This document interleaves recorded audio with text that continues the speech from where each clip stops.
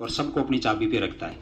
जब भी हम जाते हैं, और भगवान से डरता भी है आदमी, ऐसा कोई इंसान नहीं है, यानी भगवान राम से लेकर के रावण जो 14 विद्याओं का ज्ञाता होता था, वो भी भगवान से डरा था। बताओ, तो हम तो हैं ही क्या।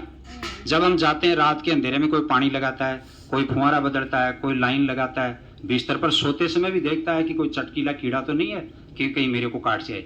तो एक छोटा सा पानी का कीड़ा है, उससे हम डर जाते हैं, तो हमारी इतनी बड़ी क्या औकात है कि हम तलवारों से मुकाबला कर लें। और वो जो रावण और महाराणा प्रताप भी थे, वो भी डरते थे। वो उन्होंने अपनी किताबों में नहीं लिखा तो उनकी गलती है या उनके इतिहासकारों की गलती है, तो डरते तो वो भी थे। और सबको डर लगता है। अमर सिंह भी देख लो, महाराणा प्रताप का भाई था, छुप छुप के फिर रहा था पहाड़ियों में, और जब अंत समय आया तो भाई के पास ही चला गया, क्योंकि उसको पता है कि भाई के बिना मुक्ति नहीं होगी। तो परमात्मा का डर तो सबको लगता है। तो ये 24 घंटे का समय है, इसमें से 1-2 घंटा अगर आदमी निकाल ले, और ये तो आजकल के अभिनेता वगैरह लोग भी बोलते हैं। अक्षय कुमार थोड़े दिन पहले बोलता था कि जो आदमी 3000 कदम पैदल ना चले वो कोई आदमी नहीं है। जितने भी हीरोइन है वो भी बोलती है एक्सरसाइज करना चाहिए, शरीर को दौड़ाना चाहिए, भगाना चाहिए।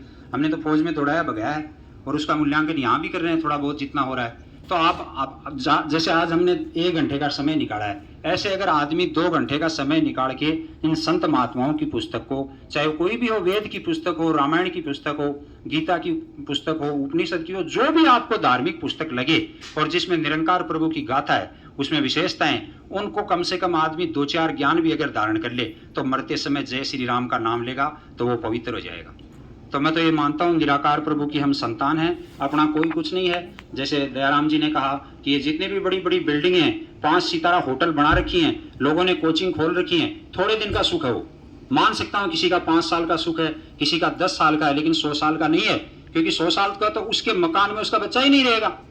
भाई मान लो एक अमूमन आदमी 60-70 साल जीता है और 25 साल में जाके शादी होती है उसकी, 25 साल बाद बच्चा बोलता है कि मैं तो इस मकान में ही नहीं रहूंगा। तो जब बच्चा ही उस मकान में नहीं रहेगा, तो हम तो इस प्रभु के मकान में रहेंगे और प्रभु का नाम लेंगे। और आप भी लो, और मुझे पूर्ण विश्वास है कि आज के बाद लोगों की श्रद्धा बढ़ेगी, और जैसे जैसे ये सत्संग आगे पहुंचेगा, अपने पाप कर्म स्वतः नष्ट हो जाएंगे। इस धर्म के ऊपर थोड़ा अधर्म छाया हुआ था, उसकी परत निकल जाएगी। जागरण वगैरह सब जगह होते हैं, लेकिन देखो ध्यान लगाने की चीज है। अगर ध्यान है तो सब कुछ है, ध्यान नहीं है तो परमात्मा नहीं है।